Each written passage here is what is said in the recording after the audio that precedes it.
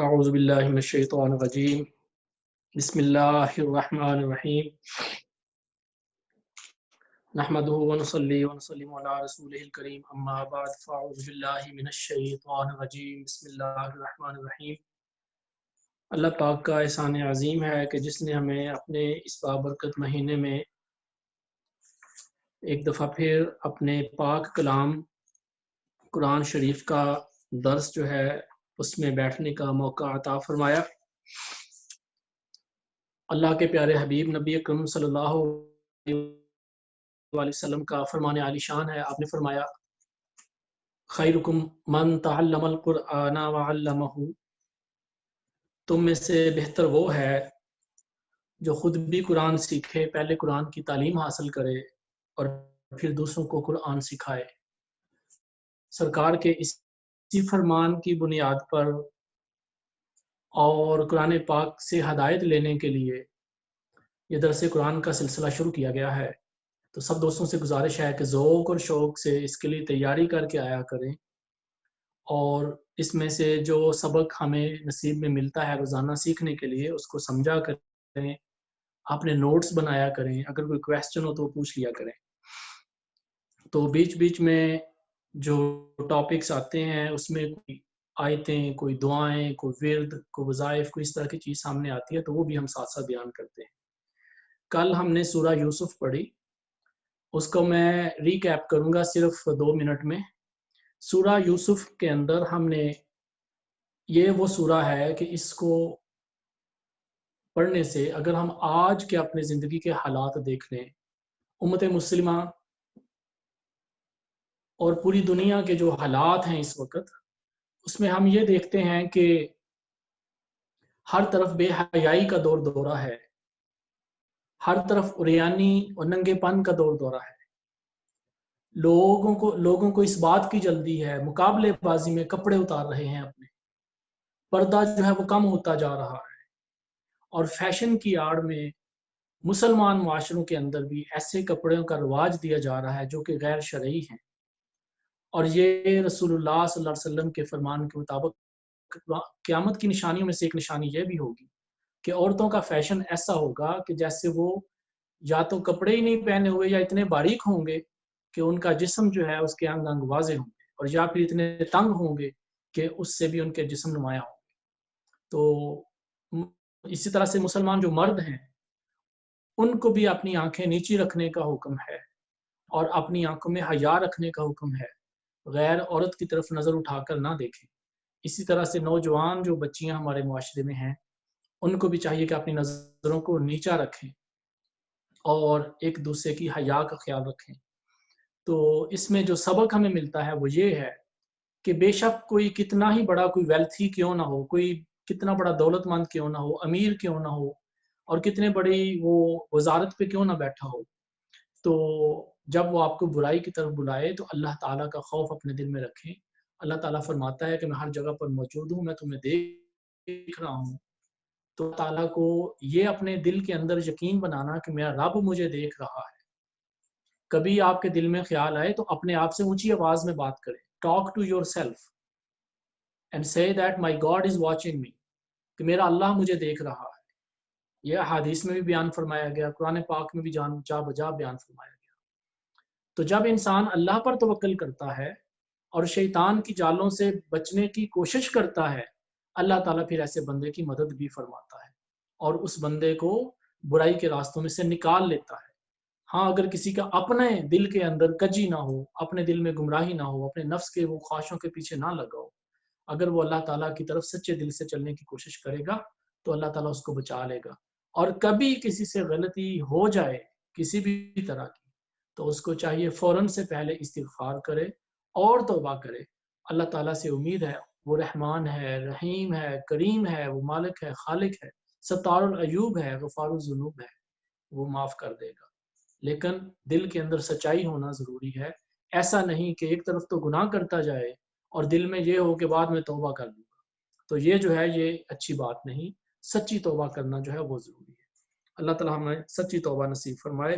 آج ہم آگے چلتے ہیں 13ویں سپارے کے اندر۔ ہم سورت جو الرعد ہے، یہ مدنی سورت ہے، اور جو سورہ رعد ہے اس کو آج ہم اس کی تلاوت بھی کریں گے اور اس کو ہم جو ہے وہ سمجھیں گے۔ اس میں 43 ورسز ہیں اور اس کے اندر 6 جو ہے وہ رکوع ہیں۔ تو اب آپ دیکھ رہے ہیں کہ ہم 13ویں سپارے میں آگے ہیں، اب آہستہ آہستہ صورتیں چھوٹی ہو رہی۔ تو اب ہمارے درس میں ملٹیپل جو صورتیں ہیں، ملٹیپل چیپٹرز کو ہم کور کریں گے۔ تو آج ہم انشاءاللہ سورہ رعد پڑھتے ہیں۔ سورہ رعد جو ہے یہ مدنی صورت ہے، یعنی کہ مدینہ شریف میں نازل ہوئی، اور حضرت عبداللہ ابن عباس رضی اللہ تعالیٰ عنہ سے روایت ہے کہ یہ آیت جو ہے اس میں ایک آیت کے سوا باقی ساری آیتیں مکی ہیں، یعنی کہ ایک آیت اس کی جو ہے یہ ایک اس میں روایت یہ ہے کہ یہ مدنی صورت ہے اور ایک روایت یہ ہے کہ یہ مکی صورت ہے۔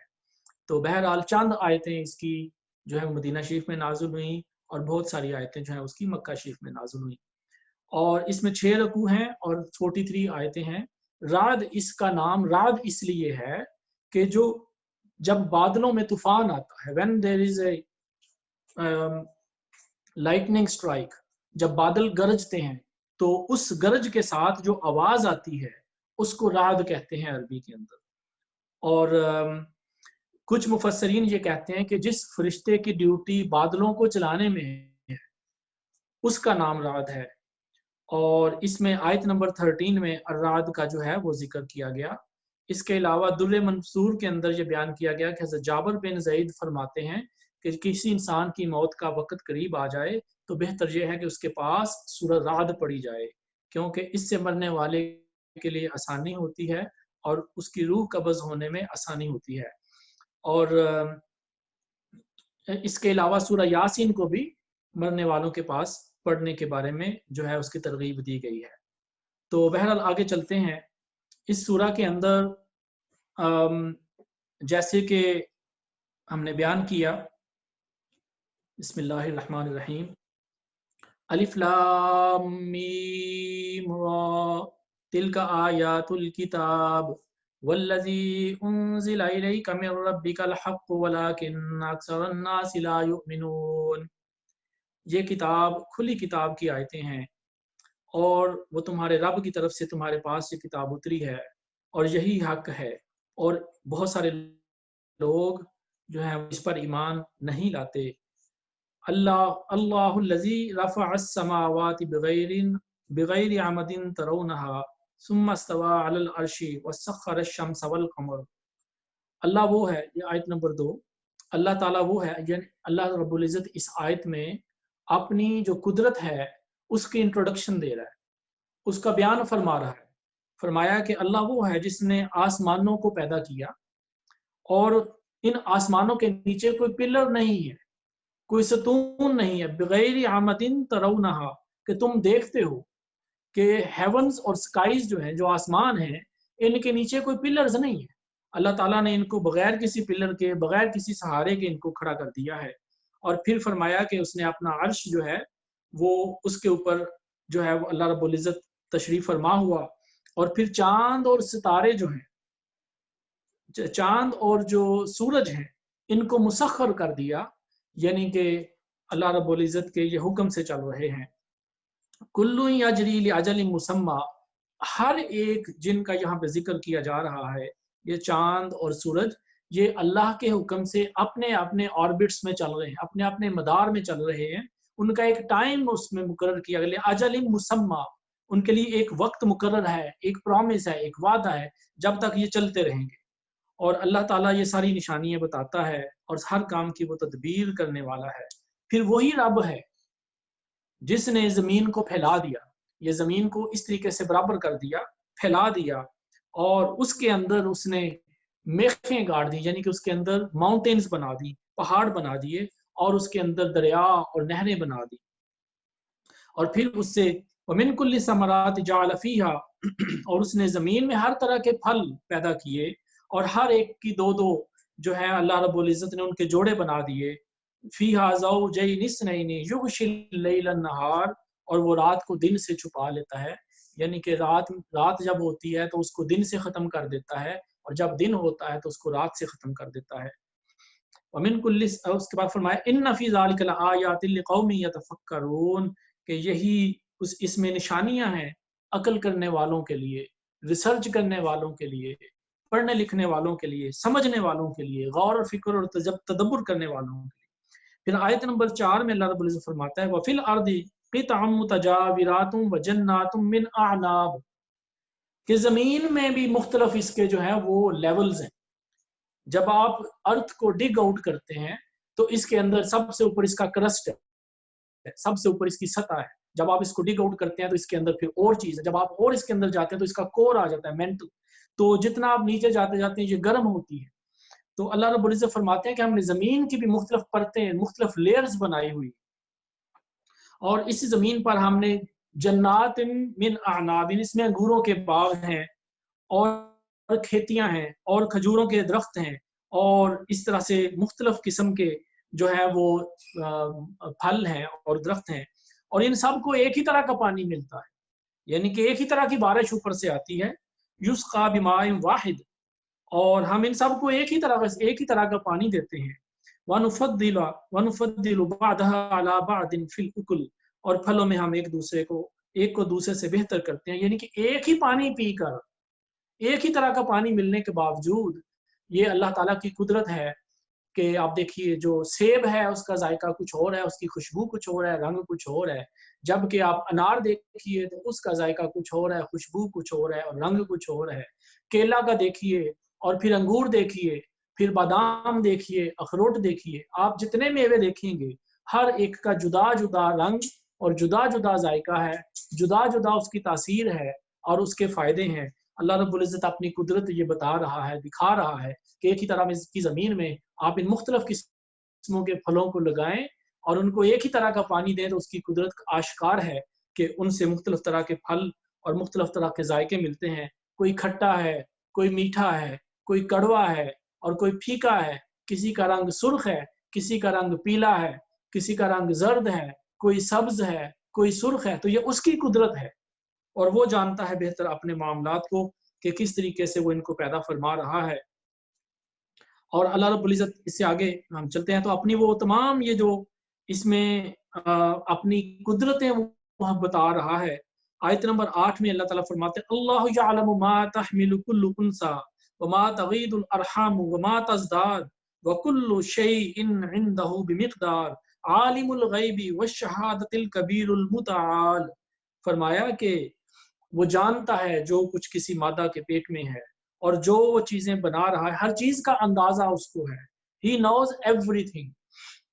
और फिर फरमाया कि वो हर गैब को जानने वाला है, एवरी अनसीन थिंग, जो आप लोगों को नजर नहीं आती अल्लाह उनको भी जानता है, और जो चीजें सामने हैं अल्लाह उनको भी जानता है, और वो बहुत बड़ी बुलंदी वाला है।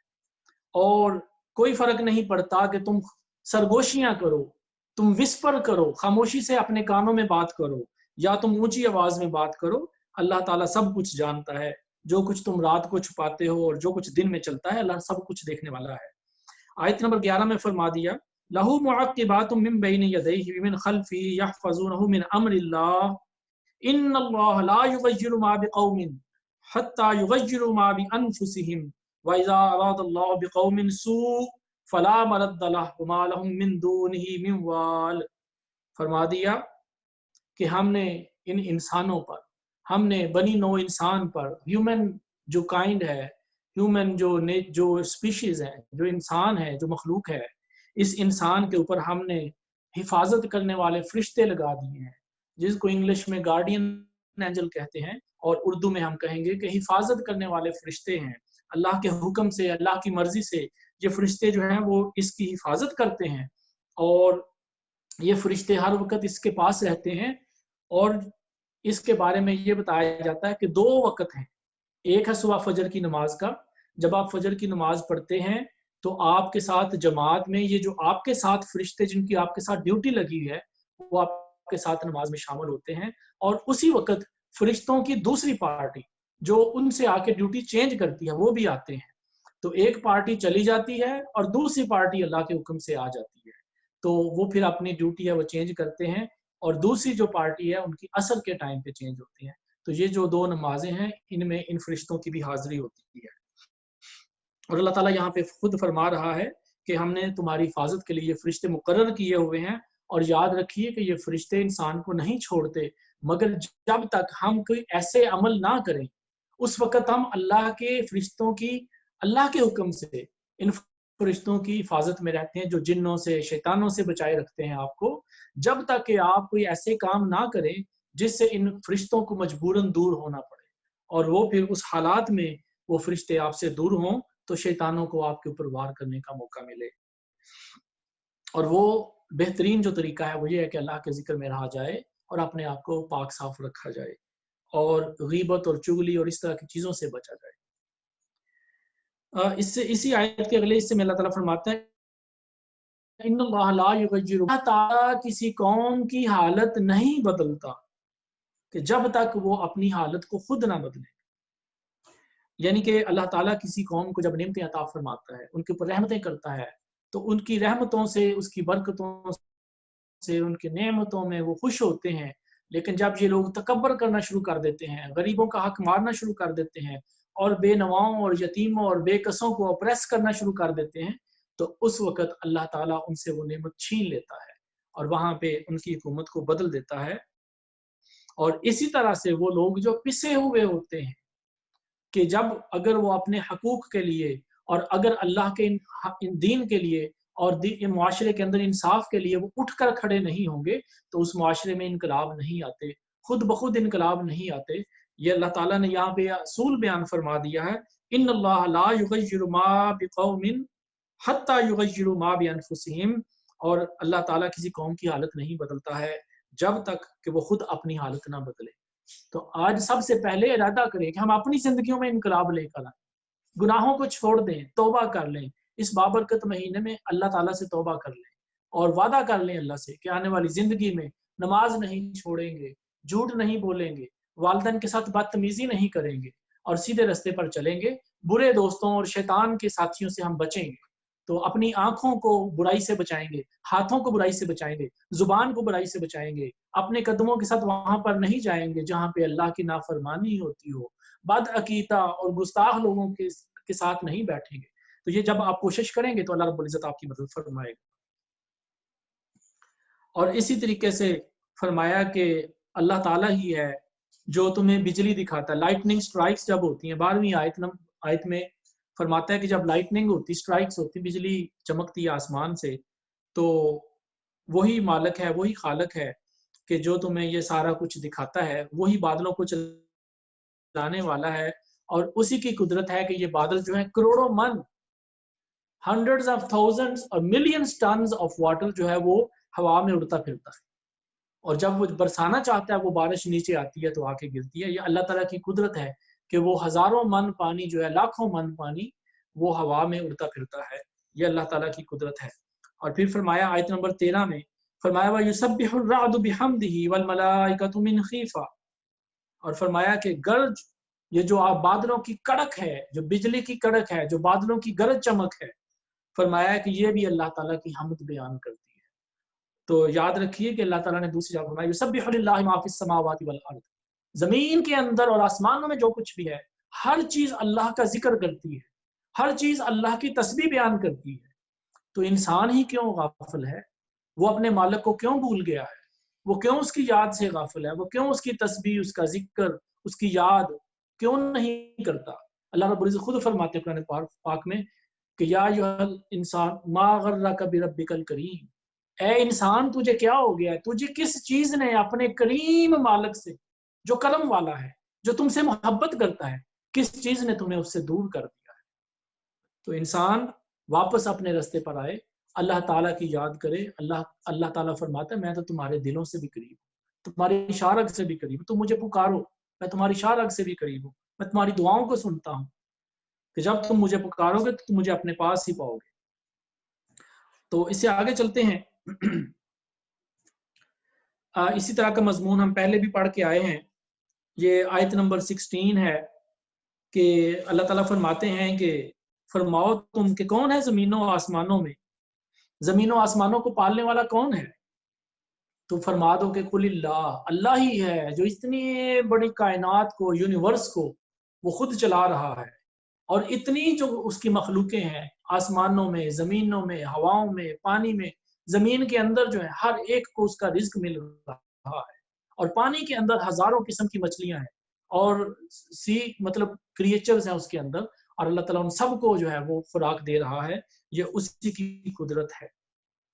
تو فرمایا کہ اس مالک کو جس کی اتنی بڑی قدرت ہے، اس کو چھوڑ کر تم کسی اور کو خدا بناؤ گے۔ تو یہ یہاں پر یہ بات جو ہے کافروں کے لیے ہو رہی ہے، مشرکوں کے لیے ہو رہی، ان کو یہ نشانیاں بتائی جا رہی ہیں۔ ذرا غور کرو کہ اصل مالک، اصل رب کون ہے؟ اصل رب اللہ ہے، جس نے یہ زمین و آسمان، بجلی، بادل، پہاڑ، ہر چیز کو پیدا فرمایا ہے۔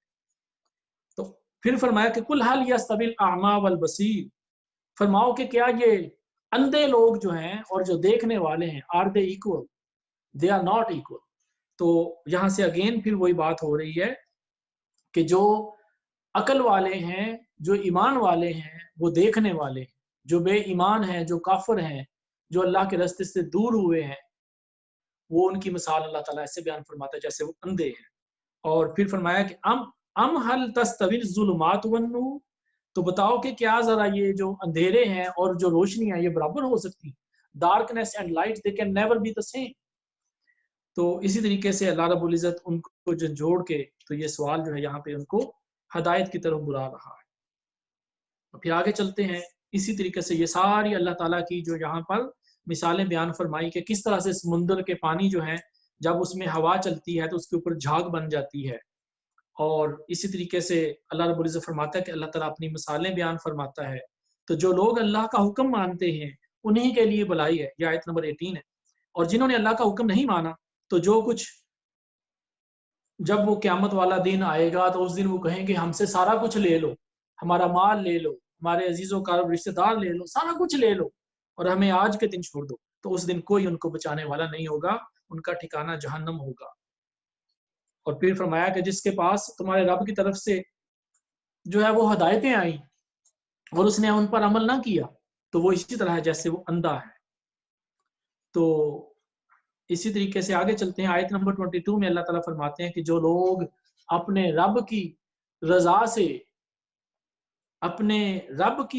سے رب کو خوش کرنے کے لیے صبر کرتے ہیں اور نماز پڑھتے ہیں، اور جو کچھ رب نے ان کو دیا ہے اس میں سے خرچ کرتے ہیں، کبھی لوگوں کے سامنے اعلانیہ دیتے ہیں اور کبھی چھپا چھپا کر خرچ کرتے ہیں، اور نیکی کے بدلے وہ نیکی کرتے ہیں، اور اگر کوئی ان کے ساتھ برائی کرتا ہے تو اس کے بدلے میں بھی بھلائی کرتے ہیں، تو فرمایا کہ انہی کے لیے ہم نے آخرت کے گھر میں انعام تیار کیے ہوئے ہیں، ان کے لیے باغات ہیں جن میں نہریں بہتی ہیں، اور وہاں پر اللہ رب العزت جو ہے ان کو عطا کرتا ہے۔ یہاں سے میں چند ایک مسئلے کوئکلی بیان کر دوں۔ ایک تو یہ کہ اللہ کی رضا کے لیے جو کام کیا جاتا ہے وہی مقبول ہے۔ صبر کرے تو وہ بھی اللہ کو راضی کرنے کے لیے کرے، نماز پڑھے تو اللہ کو راضی کرنے کے لیے کرے، اور کوئی بھی کام کرے تو اللہ کو راضی کرنے کے لیے کرے۔ تو یہ مومن کی خاصیت میں سے ہے کہ وہ اللہ رب العزت کو راضی کرنے کے لیے کام کرتا ہے۔ اور دوسری بات یہ کہ جب آپ اللہ کے راستے میں خرچ کریں تو یہاں خرچ سے مراد ہے آپ کا مال، آپ کا علم، آپ کا وقت، آپ اللہ کے دین کے لیے جہاں پہ وقف کرتے ہیں اپنے ریسورسز کو، تو ان پر اللہ تعالیٰ اجر عطا فرماتا ہے۔ اور پھر یہ فرمایا کہ اس میں سارا خرچ کر دینا لازمی یا فرض نہیں ہے، کچھ خرچ کرے اللہ کے راستے میں تو اللہ تعالیٰ اس کو قبول فرماتا ہے۔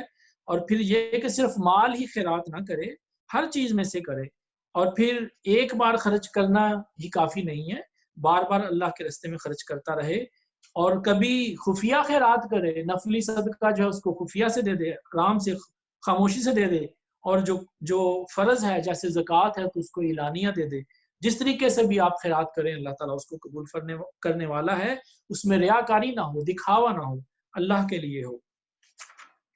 تو آگے چلتے ہیں، یہ آیت نمبر 28 ہے، الذین آمنوا وتطمئن قلوبهم بذکر اللہ الا بذکر اللہ تطمئن القلوب، کہ وہ لوگ جو ایمان لائے ہیں اور ان کے دلوں کو اللہ کی یاد سے چین ملتا ہے، وہ اللہ کا ذکر کرتے رہتے ہیں تو ان کے دلوں کو سکون ملتا ہے۔ اور پھر یاد فرمایا کہ یاد رکھو کہ اللہ کے ذکر میں ہی دلوں کا سکون ہے، अला बिज़िक्र अल्लाह तत्मइन्नुल क़ुलूब, कि अल्लाह की याद में, अल्लाह के जिक्र में ही ये जो है ये सुकून है। ये सूरह राद की आयत नंबर 28 है। वो लोग जो अल्लाह के रास्ते पर चलते हैं, जो जिक्र करने वाले हैं, उनके लिए ये खुशखबरी है अल्लाह की तरफ से कि तुम मेरा जब जिक्र करते हो तो तुम्हारे दिलों को मैं सुकून देने वाला हूँ। उस जिक्र से ही तुम्हारे दिलों को सुकून मिलेगा। और यहाँ पर जो है वो इंसान को इसकी थोड़ी सी डिटेल में फरमाते हैं कि इंसान को जो बेचैनी होती है वो गुनाहों की तरफ से होती है। जब इंसान अपनी किसी लज्जत के लिए गुनाह कर लेता है और वक्ती तौर पर वो उसको शायद कोई लज्जत या कोई फायदा महसूस होता है, लेकिन दर हकीकत उसके दिल के अंदर उसको जो है वो बेचैनी होती रहती है, उसको सुकून नहीं मिलता। जबकि जो अल्लाह का जिक्र है, अल्लाह का जो जिक्र है, ये लोगों को जो है वो सुकून देता है। अल्लाह के जिक्र से दिलों की स्याही दूर होती है, दिलों की कालक दूर होती है, और दिल जो है उनमें अल्लाह का नूर जो है वो आ जाता है, दिल चमकना शुरू हो जाते हैं और गुनाह जो है उनको दूर कर दिया जाता है। तो इसकी मिसाल ऐसे ही है, अल्लाह का जिक्र मोमिन के दिल का चैन है। जिस तरह दवाई खाने से मर्ज का आराम आ जाता है, बीमारी दूर हो जाती है, इसी तरह से पानी से प्यास दूर हो जाती है और रोटी या कोई फल खाने से भूख दूर हो जाती है, सूरज के आने से रात चली जाती है। ऐसे ही अल्लाह के जिक्र से और अल्लाह के प्यारे हबीब नबी अकरम सल्लल्लाहु अलैहि वसल्लम के जिक्र से मोमन के गम अल्लाह ताला दूर कर देता है, उसके रंज दूर कर देता है, उसको राहत और चैन नसीब कर देता है। और अल्लाह के जिक्र से मोमन के दिल में जो है वो जो है बाज़ औक़ात एक तकवा पैदा होता है, एक खौफ पैदा होता है, खशियत पैदा होती है। वो खौफ जो है वो इस तरह से नहीं, वो अल्लाह की शान है कि अल्लाह की शान और उसके करीब होने का खौफ है। ये भी दरअसल इत्मीनान क़ल्ब का ज़रिया है। अल्लाह के करीब होता है और अल्लाह की मोहब्बत से ज़िक्र करने वालों की आँखों से आँसू जारी हो जाते हैं। तो इन लोगों के लिए दुनिया में भी अल्लाह रब्बुल इज़्ज़त फरमाता है कि तुम्हारे लिए मरते वक़्त भी जो है वो आसानी है और आखिरत में भी जन्नत है और दुनिया में भी जन्नत है। तो आगे चलते हैं। इसी तरीके से जो है अगर आप आगे चलें आयत नंबर 38 के अंदर रुकू नंबर 12 यहाँ से शुरू होता है। फरमाया वलक़द अरसलना रुसुलन मिन क़ब्लिक वजअलना लहुम अज़वाजन व ज़ुर्रिय्या वमा कान लिरसूलिन अन यअतिया बिआयातिन इल्ला बिइज़्निल्लाह। फरमाया कि बेशक हमने आपसे पहले भी रसूल भेजे हैं और उनके लिए हमने उन्होंने उनकी बीवियां भी थी, उन्होंने शादियां भी की, निकाह किए और उनको अल्लाह ताला ने औलाद भी अता फरमाई। तो फरमाया कि किसी रसूल का कोई काम नहीं है कि कोई निशानी ले आए मगर अल्लाह के हुक्म से, और हर वादे का एक टाइम मुकर्रर है। यानी कि अल्लाह ताला अपने रसूलों को निशानियां अता फरमाता है, मुजज़े अता फरमाता है, उनको मिरेकल्स दे के भेजता है।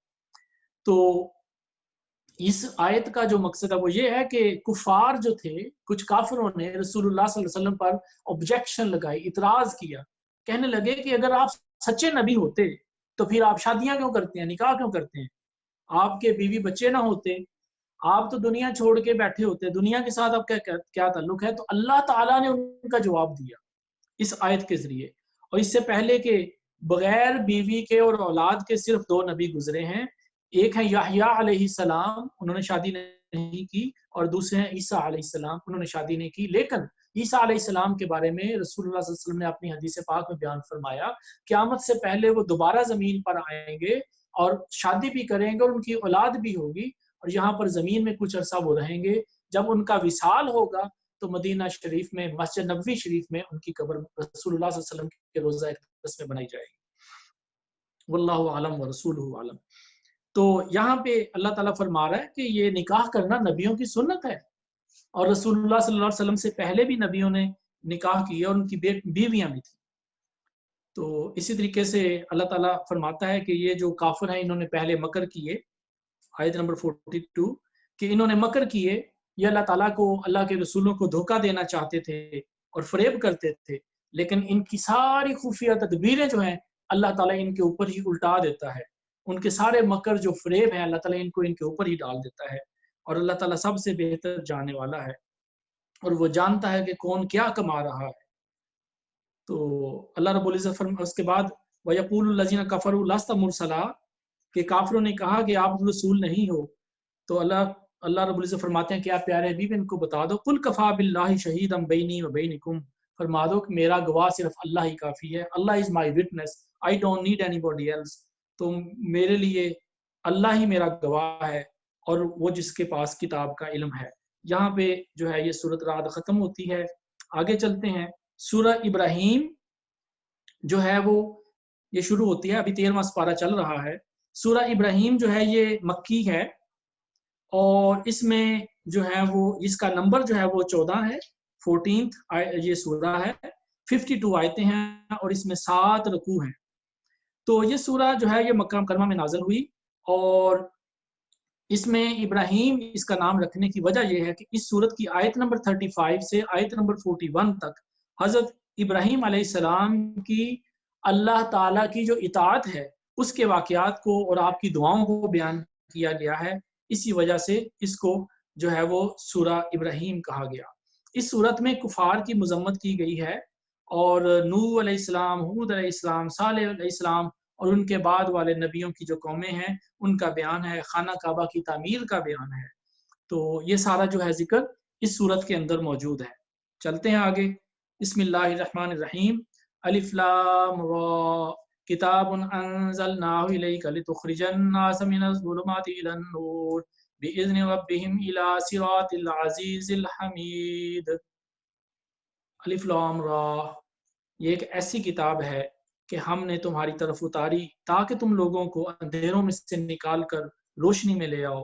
اللہ تعالیٰ کے حکم سے اس میں ہدایت ہے، اور اللہ ہے جو کہ جو کچھ زمین و آسمان میں ہے، جو کچھ زمین و آسمان میں سب کچھ اللہ کا ہے، اور کافروں کے لیے بڑی خرابی ہے اور شدید عذاب ہے۔ تو یہ پھر وہی مطلب جو مضمون ہے بیان ہو رہا ہے کہ اللہ رب العزت نے اپنے پیارے حبیب کی جو ہے وہ شان بیان فرمائی اور اپنی شان بیان فرمائی کہ میری قدرت ہے، میری نشانیاں یہ ہیں، ان کو دیکھو اور ایمان لاؤ۔ پھر فرمایا کہ مَا أَرْسَلْنَا مِن رَّسُولٍ إِلَّا بِلِسَانِ قَوْمِهِ لِيُبَيِّنَ لَهُمْ، آیت نمبر 3 ہے۔ فرمایا کہ ہم نے ہر قوم کے اندر اس کے رسول بھیجے جو انہی کی زبان میں ان کو پریچنگ کرتے تھے، ان کو تبلیغ کرتے تھے۔ اور اللہ تعالیٰ جس کو چاہتا ہے گمراہ کرتا ہے اور جس کو چاہتا ہے راہ ہدایت عطا فرماتا ہے۔ یہاں پہ ایک بات بتا دیں کہ یہ جو رسول اللہ صلی اللہ علیہ وسلم وَمَا أَرْسَلْنَاكَ إِلَّا كَافَّةً لِلنَّاسِ، اللہ تعالیٰ فرماتا ہے کہ اے نبی ہم نے آپ کو ساری کائنات کے لیے، تمام دنیا جہان کے لوگوں کے لیے نبی بنا کر بھیجا ہے، اور آپ کی زبان عربی ہے، اور آپ کے بعد آنے والے مسلمانوں کے ذریعے جو اسلام ہے یہ ان کی ذمہ داری ہے کہ ہر زبان میں، ہر علاقے میں، ہر ملک میں، ہر طرح کے لوگوں میں، ہر قبیلے میں جا کے اللہ اس کے رسول کا پیغام پہنچائیں۔ اور الحمدللہ آج دنیا کی تقریباً ہر زبان کے اندر 160 یا 170 کتنی زبانوں میں قرآن پاک کے ترجمے موجود ہیں، اور دنیا کے 180 سے زیادہ ملکوں میں مسلمان موجود ہیں، اور دنیا کا کوئی خطہ ایسا نہیں ہے جہاں پہ اللہ کے دین کا جو ہے وہ بیان نہ ہو، جہاں پہ اللہ کے جو نماز کے لیے اذان نہ ہو اور اللہ کا قرآن نہ پڑھا جائے۔ تقریباً ہر ملک میں موجود ہے، فرق صرف اتنا ہے کہیں پہ مسلمانوں کی تعداد زیادہ ہے اور کہیں پہ کم ہے۔ اور اسی طریقے سے آگے چلتے ہیں، اللہ تعالیٰ یہاں پہ آیت نمبر 6 میں موسیٰ علیہ السلام کا بیان فرماتے ہیں۔ فرمایا کہ ہم نے تمہیں فرعون سے اور اس کے لوگوں سے نجات عطا فرمائی۔ تو اب یہ پہلے بھی ہم واقعہ پڑھ چکے ہیں، تو آگے چلتے ہیں آیت نمبر 7، وَإِذْ تَأَذَّنَ رَبُّكُمْ لَإِن شَكَرْتُمْ لَأَزِيدَنَّكُمْ، یہ نسخہ ہے، یاد رکھیے یہ اللہ تعالیٰ نے ایک نسخہ، ایک ریسیپی آپ کو بتا دی، ایک سلوشن بتا دیا کہ اگر تم خوشحال ہونا چاہتے ہو، اپنے نعمتوں میں اضافہ کرنا چاہتے ہو، تو پھر کیا کرو؟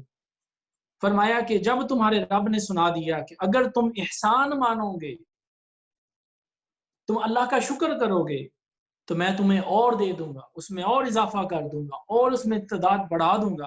وَلَئِن كَفَرْتُمْ إِنَّ عَذَابِي لَشَدِيدٌ، اور اگر تم ناشکری کرو گے تو پھر میرا عذاب سخت ہے۔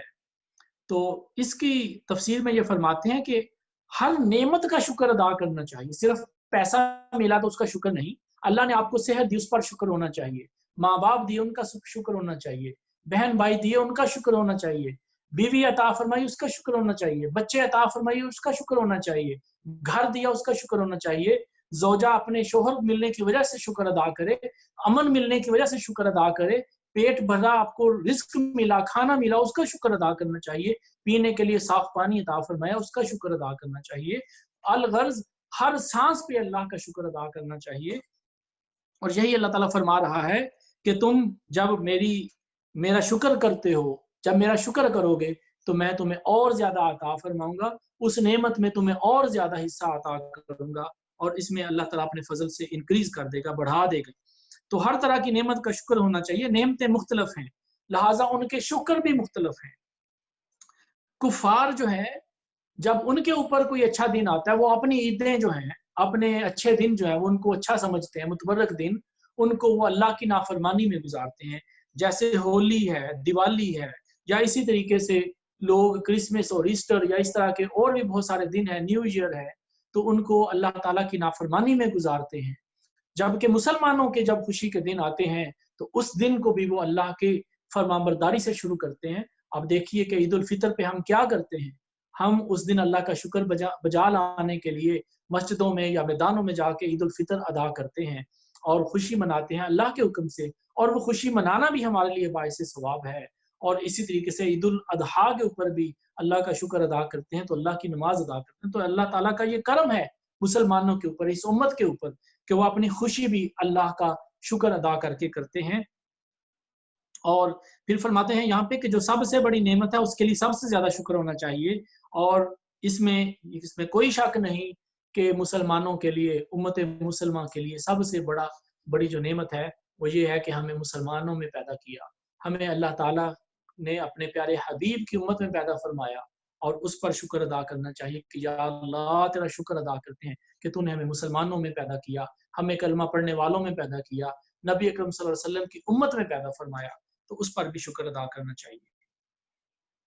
اس کے بعد آگے چلتے ہیں آیت نمبر 18 کے اندر، باقی یہ درمیان میں جو آیتیں ہیں جس طرح سے ہم نے پہلے آیتیں پڑھ کے آئے ہیں اسی طریقے سے اللہ تعالیٰ اپنی نشانیاں بیان فرما رہا ہے، اور کفار کے جو سوالات اور جوابات ہیں اس کے اوپر بات چیت ہو رہی ہے۔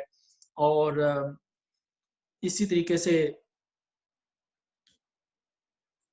یہاں پر جو آیت نمبر 18 پہ جانے سے پہلے میں آیت نمبر 15 پڑھوں گا۔ جس طرح جنت والوں کا بیان اللہ تعالیٰ نے کیا کہ ان کو جنت میں میوے دوں گا، ان کو فروٹ دوں گا، پھل دوں گا، ان کو گھر ملیں گے، جنت میں نہریں بہہ رہی ہوں گی، دودھ ہوگا، شہد ملے گا، ان کو جو دل کرے گا ان کو کھانے کو ملے گا، اللہ تعالیٰ ان کو نعمتیں عطا فرمائے گا، ان پاک صاف بیویاں ہوں گی، اور ان کے بڑے بڑے محل ہوں گے، اور وہ اپنی خوشیوں میں رہ رہے ہوں گے۔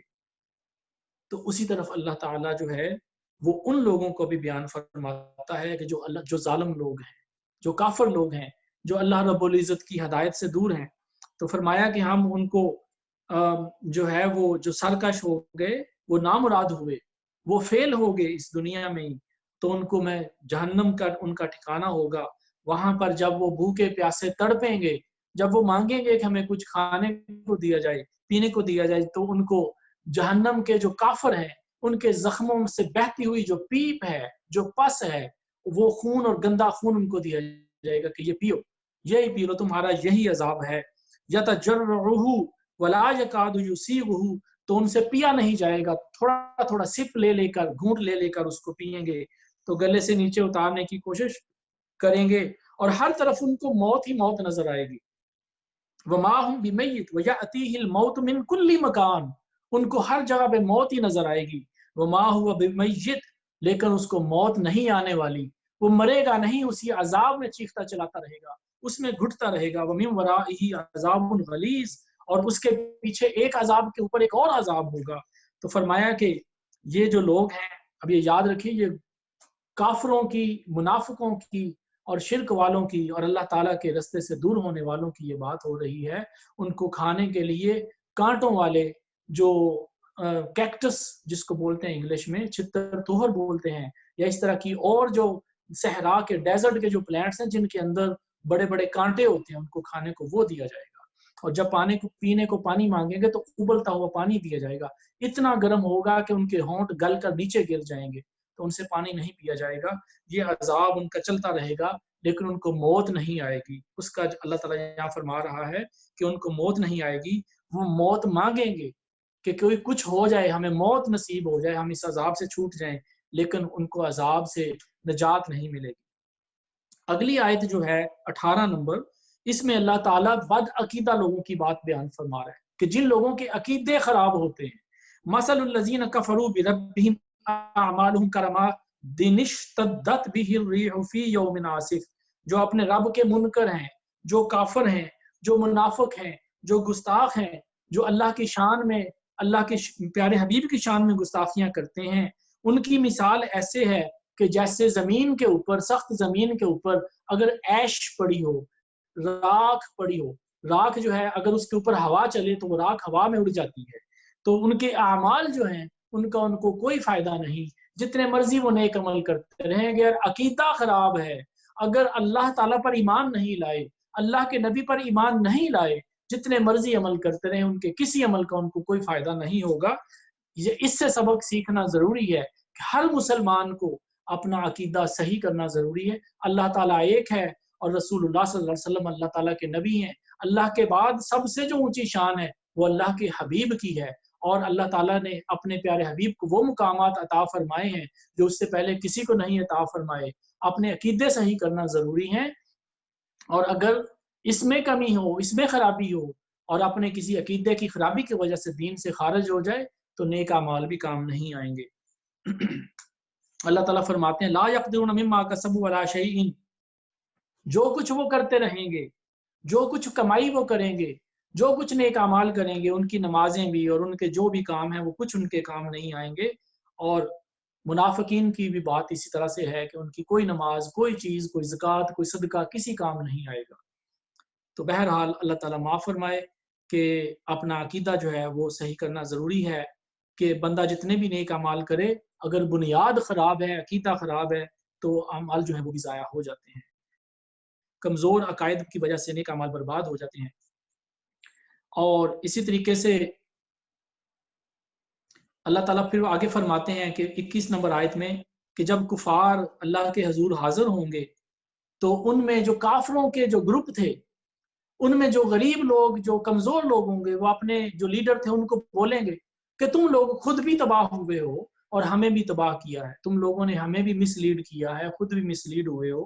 آج گمراہ ہونے کی وجہ سے آج عذاب آ گیا ہے، اور اللہ تعالیٰ کی اس عذاب سے کوئی بچت نہیں ہے.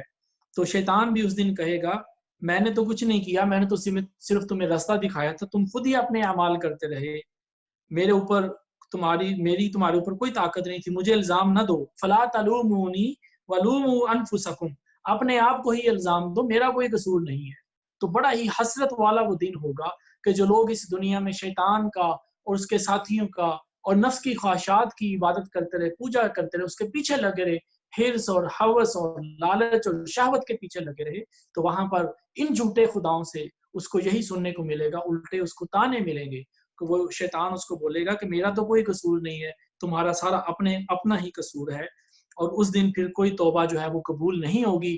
مرنے سے پہلے توبہ کر لو، اپنے عقیدے درست کر لو، اور شیطان اور نفس سے اپنا جان چھڑا لو، اللہ تعالیٰ کو راضی کر لو. اس مبارک مہینے میں اس کو جانے نہ دو جب تک تم اپنے رب کو راضی نہ کر لو.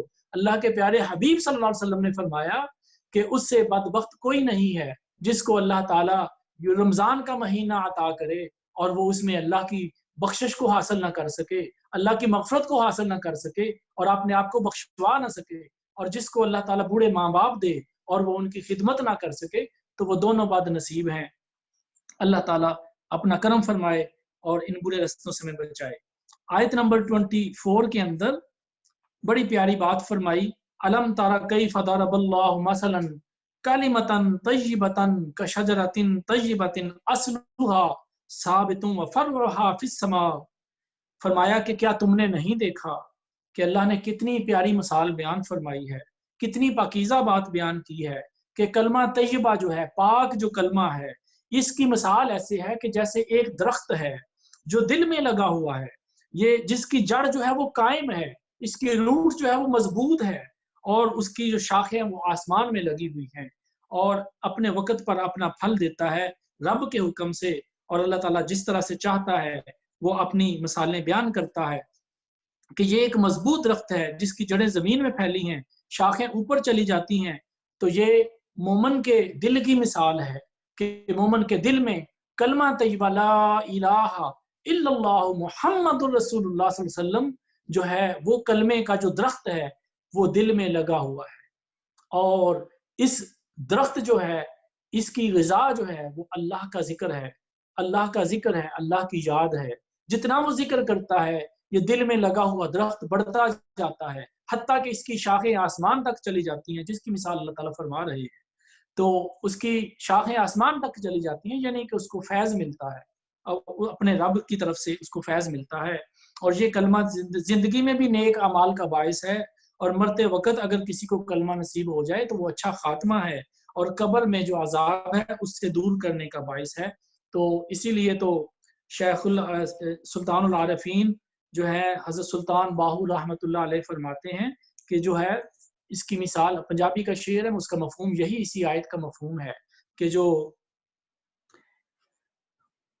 الف اللہ چمبے دی بوٹی مرشد من وچ لائی ہو، کہ میرے مرشد نے، میرے شیخ نے، میرے استاد نے میرے دل میں اللہ کے ذکر کا جو پودا ہے وہ لگا دیا ہے. تو وہ پودا لگوائیں کسی اللہ والے کے ساتھ بیٹھ کر، اور جس کو یہ نصیب ہو گیا وہ اس کی قدر کرے، اس کا شکر کرے، اور ذکر کر کے اپنے آپ کو اللہ والوں میں شامل کرے، اللہ کے جو فرائض ہیں ان کو پورا کرے. تو آگے چلتے ہیں.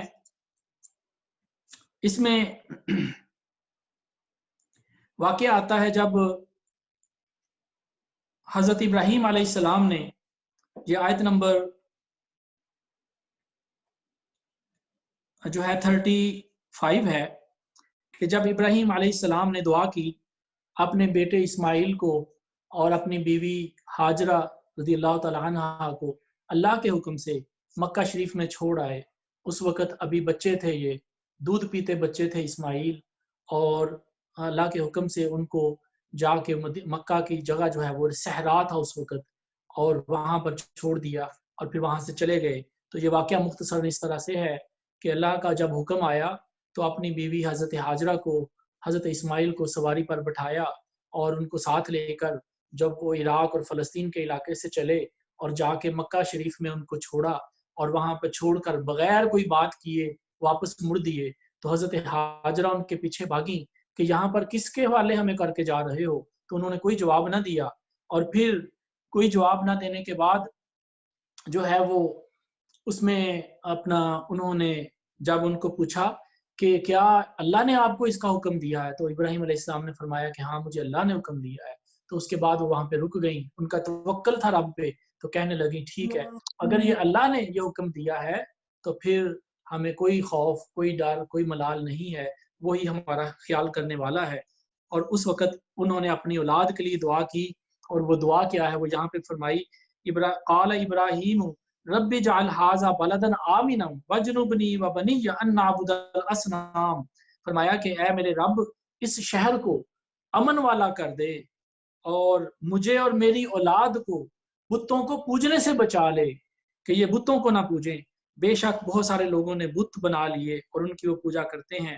اور پھر دعا فرمائی، یہ آیت نمبر 37 ہے، ربنا انی اسکنت من ذریتی، یا اللہ میں اپنی اولاد کو تیرے حکم پر اس بے آباد شہر میں چھوڑ رہا ہوں، بواد غیر ذی زرع عند بیتک المحرم، تیرے پاک گھر کے پاس اس بے آباد جگہ میں جہاں پہ کوئی کھیتی نہیں ہوتی، کوئی ایگریکلچر نہیں ہوتی، کوئی چیز نہیں ہوتی، جہاں پہ چھوڑ کر جا رہا ہوں. ربنا لیقیموا الصلاۃ فاجعل افئدۃ من الناس تہوی الیہم وارزقہم من الثمرات لعلہم یشکرون، کہ اے ہمارے رب کہ ان کو نماز قائم کرنے والا بنا، اور تو لوگوں کے دلوں میں ان کے لیے محبت ڈال دے، اور ان کو کھانے کو پھل عطا فرما تاکہ یہ تیرا شکر کریں. یہ یاد رکھیے کہ اللہ تعالیٰ کے خلیل ابراہیم علیہ السلام نے یہ دعا آج سے ہزاروں سال پہلے کی تھی، اور مکہ مکرمہ وہ شہر ہے اس دن سے لے کے آج تک یہ آباد ہے، اور اس شہر میں کوئی ایگریکلچر نہیں ہوتی، لیکن ساری دنیا سے پھل وہاں پہ آتے ہیں.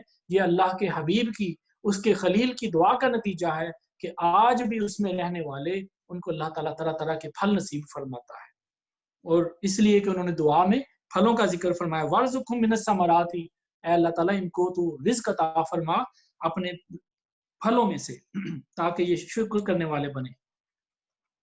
اور اسی طریقے سے پھر جو ہے وہ آگے چلتے ہیں، آیت نمبر 30 کے اندر وہ مشہور زمانہ وہ آیت ہے جو تقریباً ہر مسلمان بچے کو آتی ہے، اگر نہیں آتی تو اس کو سیکھ لینا چاہیے اور اس کو ویسے بھی اپنی دعا میں مانگنا چاہیے۔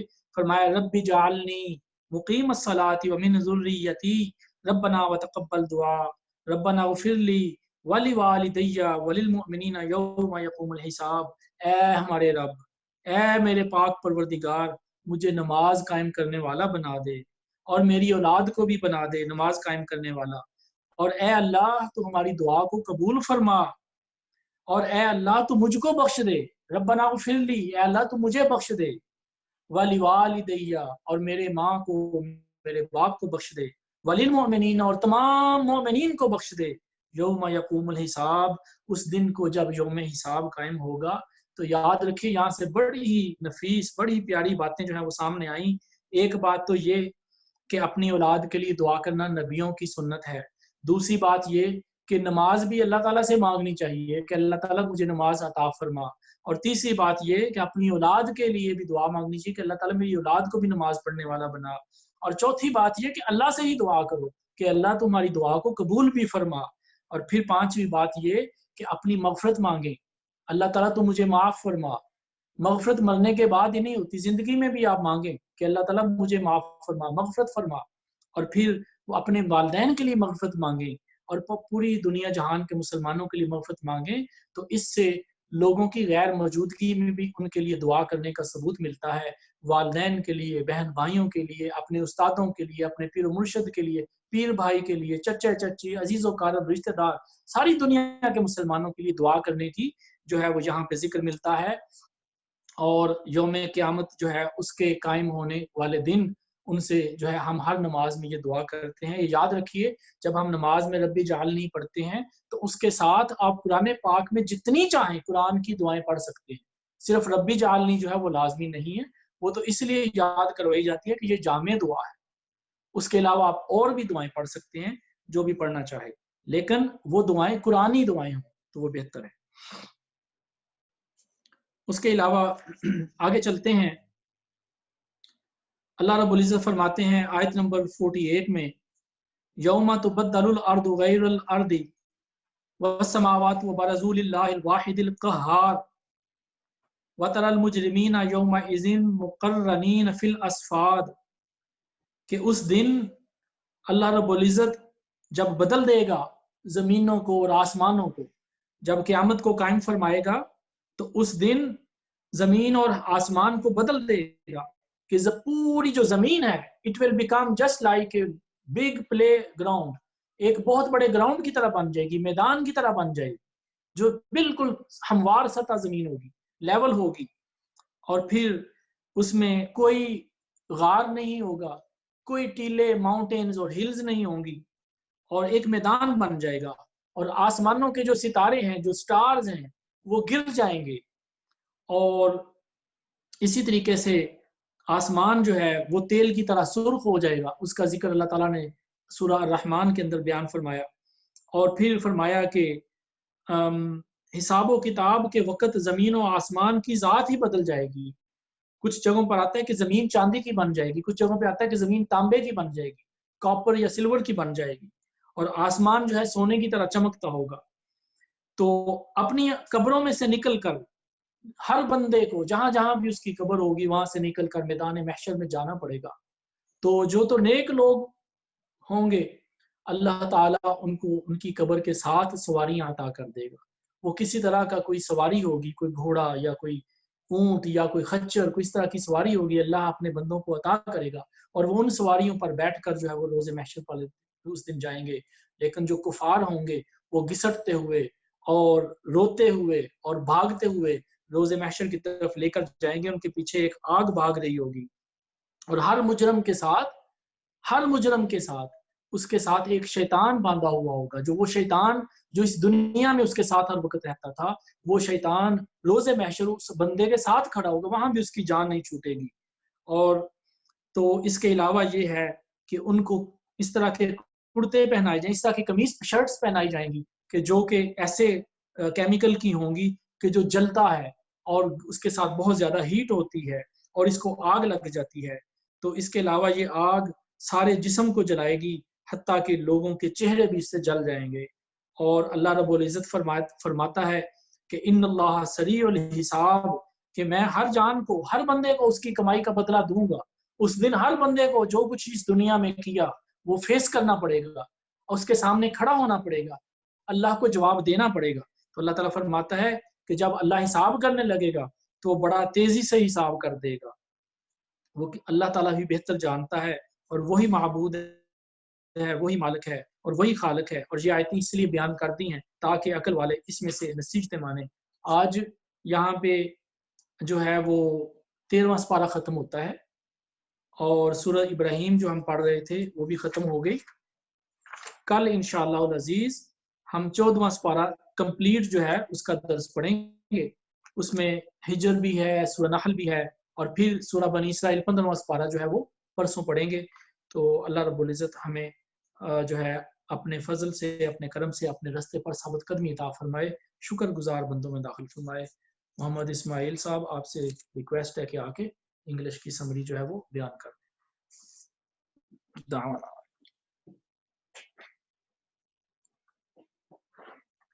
Assalamu alaikum wa rahmatullahi wa barakatuh. So, Bismillahir Rahmanir Rahim. Today we will start with Surah Ra'd. And so before that, we started off with saying, the best among you is the one who learns and understands Quran and then teaches it to others. So it is important to note that that is the purpose of this daily dars series. So make sure you take notes and ask questions and engage with a passionate focus. So just a quick recap on Surah Yusuf is we can see that it brings light upon the issues that we can see today in the Ummah. So we can see around us there's behayai and degeneracy, corruption, immodesty, and we can even see that this is in the Muslim communities nowadays. So the advice is men should keep their sights careful, not to watch immodesty when it comes in front of them. And the same goes for women who should also be careful with controlling their sights. So indeed, those who try to escape the temptations from shaitan and they approach Allah subhanahu wa ta'ala, Allah subhanahu wa ta'ala will make sure to guide them. So now on to Surah Ra'd. Surah Ra'd is a Madani surah and it has 43 verses and 6 ruku'. Some of the verses were revealed in Medina, whilst the rest were revealed in Mecca. So the name of the surah, it comes from the thunder that we hear with lightning, specifically the angel which controls the lightning and thunder called Ra'd. And so it starts with verse 1, Alif Lam Mim Ra. These are the verses of truth which many people disbelieve. Verse 2, Allah has held up the sky without pillars and established a throne above all of that. He controls the motions of the sun and the moon. He also controls the ground with its various terrains, the rivers, the mountains, the forests, deserts, and lakes. He made the night to cover the day and give shade. So looking at the different things Allah subhanahu wa ta'ala has made, there are signs for those who pay attention. With one type of water which is used to feed every type of fruit and vegetable and flower, many, many different kinds of tastes and colors and smells can be established in plants. And there are also angels which are ordered to guard every human, commanded by Allah subhanahu wa ta'ala. Every morning during Fajr, they pray with you, and during Asr too. These are the times when the shift in the angels changes. So one set of angels will switch with the next. And so the two sets pray with you together. Allah subhanahu wa ta'ala does not change the conditions of a people unless they change themselves. For example, if Allah subhanahu wa ta'ala provides them with a barakat and blessings and resources, but they oppress and terrorize innocent people, then Allah subhanahu wa ta'ala can take it all back. We should promise that we don't lie, backbite, or commit sins with our hands, eyes, ears, or tongue. If we make this intention, Allah will guide us. Allah created great clouds filled with water that can rain where He wishes. And every creature of Allah subhanahu wa ta'ala remembers Him, including every small insect and every giant beast. They do dhikr all the time. Allah subhanahu wa ta'ala says, why is it that humans don't make dhikr? They are lost and forget about Allah. So indeed, we should remember Allah subhanahu wa ta'ala and make dhikr. In verse 18, we talk about the people who listen and believe in the signs and commands of Allah. They are the ones who will be aided by Allah. Those who discount the signs and disregard the message, they are people who will be taken to hell. People should use their time, strength, and wealth in the way of Allah. They will get barakat from Allah. It should not be just once, but whenever it is possible. When a human does a bad thing which he thinks will give him benefit in the short term, this won't satisfy him, but the dhikr of Allah subhanahu wa ta'ala will provide him peace in his heart. So now we move on to verse 38. This is where Ruku 12 starts. The messengers were sent down and were married with wives, and they were also granted with children. This is a response by Allah subhanahu wa ta'ala to the petty commentary made by the kafir about a prophet having wives and children. And then in verse 42, it mentions the kafir would lie to the Prophet Muhammad sallallahu alaihi wasallam, and these lies would be reversed by Allah subhanahu wa ta'ala, so it turned onto themselves.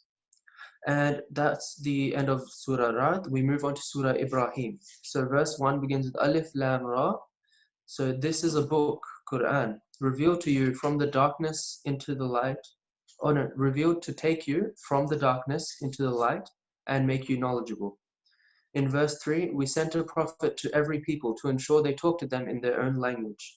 Prophet Muhammad sallallahu alaihi wasallam was sent by Allah subhanahu wa ta'ala to the Arab people, but to this day his message has been multiplied and spread to every country and language.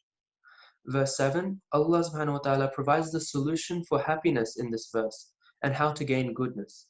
So Allah subhanahu wa ta'ala says to be thankful of every good thing that has been bestowed upon you by Him, like wealth, health, children, family, clean water, good food, and so much more that Allah has given to you. The thankfulness will lead to more and more benefits to you from Allah. Holy, Christmas, Easter, New Year, these are holidays that we can see people celebrate by doing parties and gatherings that do not remember God. But Muslims are reminded to celebrate on Eid with the remembrance of Allah subhanahu wa ta'ala and His thankfulness. This is one of the great things that has been bestowed upon this ummah, which we as Muslims benefit from. The punishment of the kafir in hell will be so great that when they cry out for food or water, they will be given pus and boiling water to drink and spiky cactus to eat. In verse 18, it talks about the people who lose their way, so munafiq and kafir. Their example is like piling sand on a windy day, where the more you pile up, the more it is blown away. This is the way that their good intentions and their good deeds will be corrupted by their bad intentions. And this is why it is important to maintain a strong faith and a good intention. If the pillars of your faith and your intentions are faulty, then your good deeds will be wasted, so we must work on strengthening it. Prophet Muhammad sallallahu alaihi wasallam said, there is no one worse than that who is unable to take advantage of Ramadan and take care of their parents in old age. So for both of these things, we should take care. In verse 24, it talks about a good word. So dhikr, a good word, is like a good strong tree that grows very tall and reaches the sky. The dhikr of Allah subhanahu wa ta'ala is like this for mu'mins, where the more dhikr is done, the stronger the tree grows. And then we talk about the story of Ibrahim alayhi salam. Ibrahim alayhi salam was ordered by Allah subhanahu wa ta'ala to leave his son Ismail and his wife Hajara in the desert. And as Ibrahim turned to go away, Hajara stopped him and asked, who are you leaving us with? Ibrahim did not respond, and then Hajara asked, were you ordered by Allah? Ibrahim said yes, and so Hajara said, fine, I shall be patient. So this reminds us we should always be patient with Allah subhanahu wa ta'ala no matter our circumstance. In verse 48, it mentions Allah subhanahu wa ta'ala will level out the earth, and so it will become a platform and the stars will fall on the day of judgment. The sky will sparkle like gold, and every person who is buried in their grave will be released, and so all the people will assemble and be forced to stand in the heat to face their sins. Indeed, Allah subhanahu wa ta'ala says every human will have to face that the actions that they committed in dunya. And that is where we got up to today. So thank you for that. Assalamu alaikum.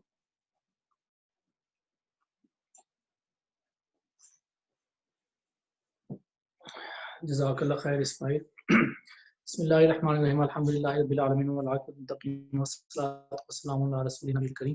یا اللہ، یا مالک، یا رحمان، یا رحیم، یا کریم. یا اللہ، تجھ سے تیری رحمت کے واسطے سے تیرے پیارے حبیب نبی اکرم صلی اللہ علیہ وسلم کے وسیلہ سے تجھ سے دعا کرتے ہیں. اللہ تعالیٰ ہمیں جو آج سبق تو نے نصیب فرمائے ان پر عمل کرنے کی توفیق عطا فرما. ہمیں بے حیائی اور برائی کے کاموں سے بچا. یا اللہ، ہمیں ایسے لوگوں کی صحبت سے بچا جو ہمیں تیرے راستے سے دور کر دے. شیطان اور اس کے ساتھیوں سے بچا. اپنا ذکر نصیب فرما، اور جن کو اللہ تعالیٰ تو نے اپنا ذکر نصیب فرمایا ہے ان کو استقامت عطا فرما، اور جو تیرے ذکر سے محروم ہے اللہ تعالیٰ ان کو بھی یہ نعمت عطا فرما. نماز کی پابندی نصیب فرما. وصلی اللہ تعالیٰ علی حبیب خیر خلق محمد وعلی صحبہ اجمعین.